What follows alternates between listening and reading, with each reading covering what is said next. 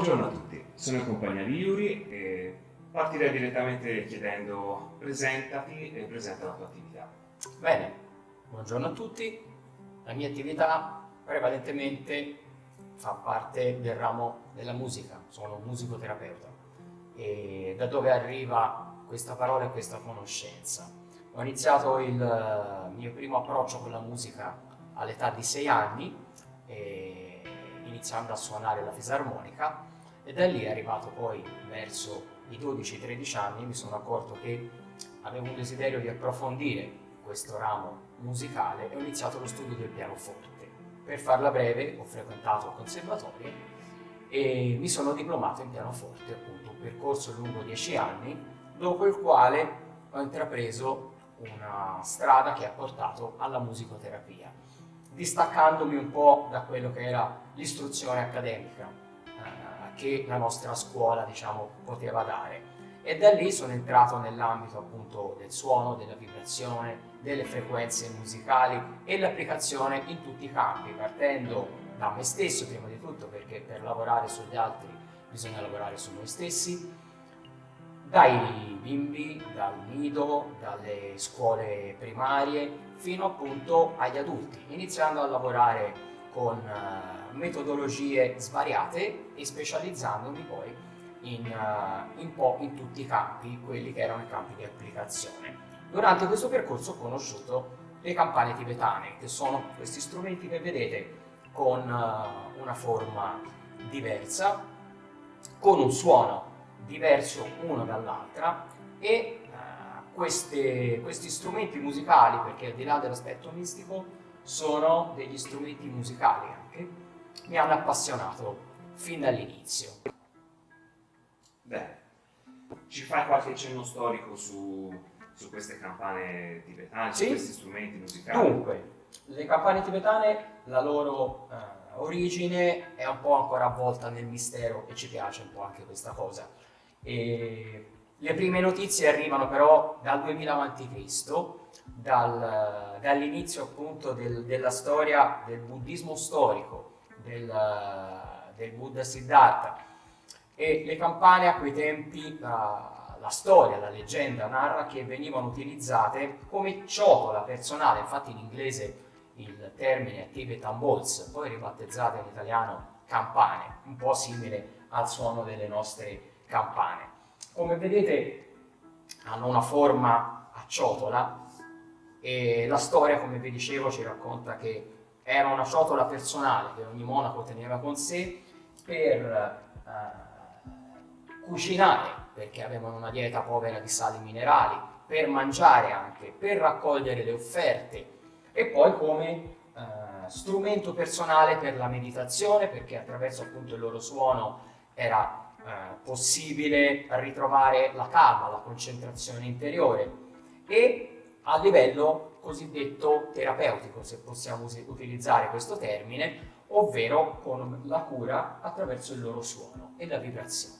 Bene, quindi ai giorni nostri adesso per cosa vengono usate e quali benefici praticamente hanno queste campane? Sicuramente per portarci benessere, perché il loro è un suono puro, un suono ricco di armonici. Cosa sono gli armonici? Sono tutte quelle piccole note musicali, tutto quel suono che rimane nell'aria e che contraddistingue questi strumenti. Si parla appunto del suono delle campane tibetane simile al suono dell'uomo originario e è un suono che ci proietta subito delle immagini. Appena sento un suono delle campane mi vengono sicuramente delle immagini di calma, di paesaggi molto belli, oppure del monaco che medita, perché ormai è contraddistinta questo suono con queste immagini.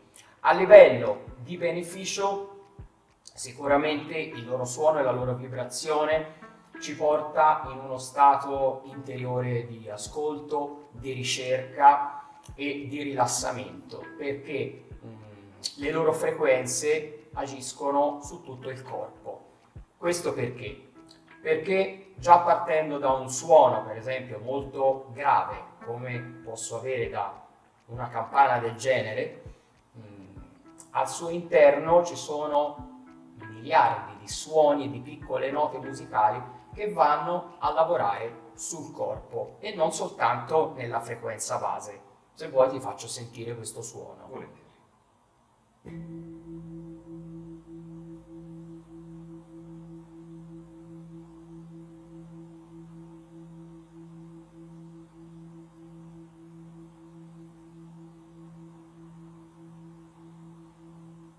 Un orecchio ben allenato potrà sentire che dopo l'impatto iniziale dato dal battente, dove ottengo la cosiddetta nota base della campana tibetana, dopo pochi attimi arrivano tantissimi altri suoni e ora per esempio si sentono delle note molto più acute dal primo battito. Questo fa sì che se questa nota base agisce a livello sonoro e vibrazionale e a livello di hertz nella parte bassa del mio corpo, le altre note, gli altri suoni molto più leggeri e acuti viaggiano dentro il corpo dell'ascoltatore.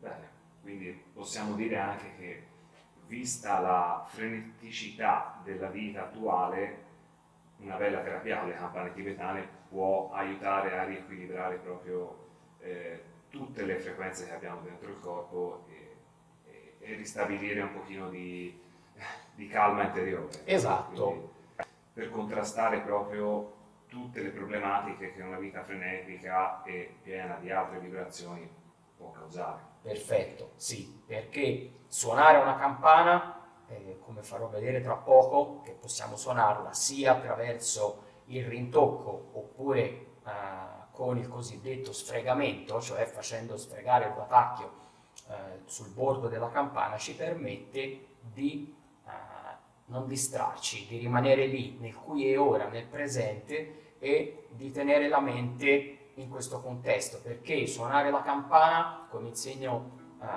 nei miei corsi nella scuola di formazione, deve essere un'esperienza globale, deve essere un qualcosa che prende il corpo, la mente e soprattutto anche il respiro. Allora Yuri, queste frequenze, queste campane possono causare disagi momentanei, hanno controindicazioni? Ci sono persone che mi hanno scritto che hanno avuto mal di testa dopo l'utilizzo di alcune frequenze.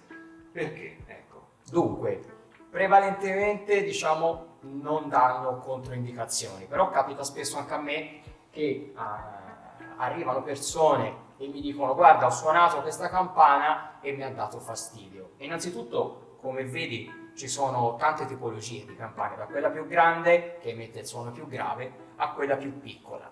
Allora, partiamo dal presupposto che ognuno di noi ha una sua energia e siamo come dei piccoli strumenti musicali fatti di energia che scorre.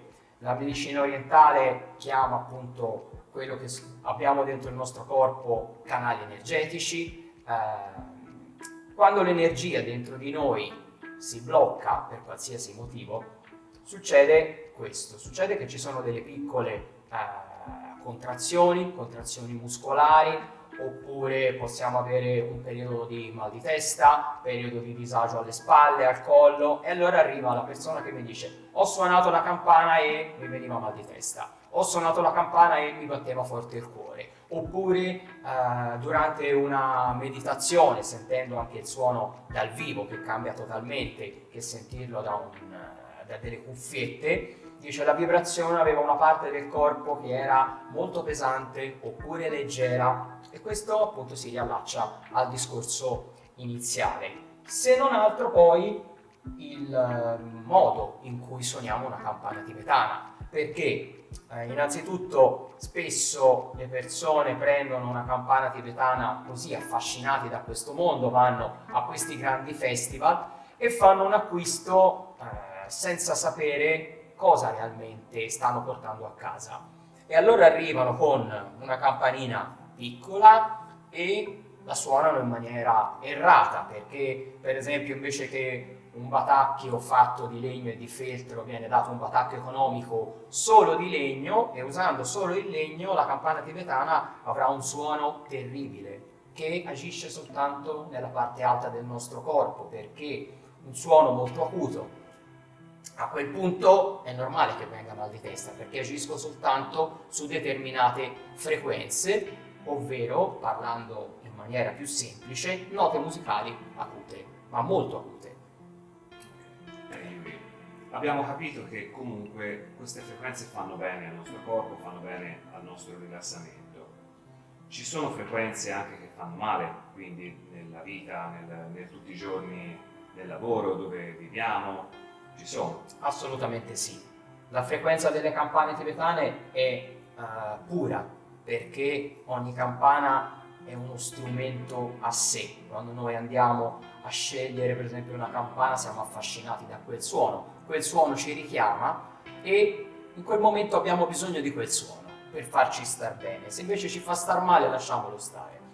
E l'orecchio umano a livello scientifico riesce a percepire suoni che vanno dai 16-20 ai 20.000 Hz. L'Hertz è l'unità di misura del suono che viene appunto visualizzato in una sorta di grafico dove il picco massimo del suono acuto sale in alto mentre il suono grave scende in basso.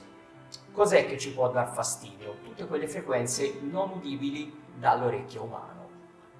Gli animali sono molto più sensibili di noi, pertanto può succedere tante volte che un suono, il nostro animale preferito, un cane, un gatto, percepisce dei suoni che noi non ascoltiamo e vediamo con dei comportamenti strani.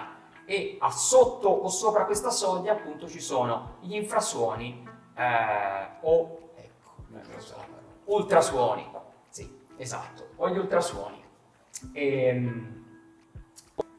Cos'è che ci può dare dei problemi? Ci possono dare dei problemi tutte quelle onde sonore non udibili appunto dall'orecchio umano, semplicemente con quell'oggetto che noi portiamo per esempio in tasca o dentro la nostra borsa emette delle vibrazioni non udibili dal nostro orecchio, oppure siamo immersi in un sistema per esempio wifi dentro la nostra casa che teniamo attaccato anche di notte. Sono onde che noi non riusciamo a sentire, ma naturalmente non portano beneficio, anzi ci creano dei disturbi a lungo andare di irritabilità, di stress e piano piano ci diciamo ma come se mai sono così teso, mi sento che non riesco a dormire bene. Ecco, sicuramente una delle ragioni risiede proprio in quello.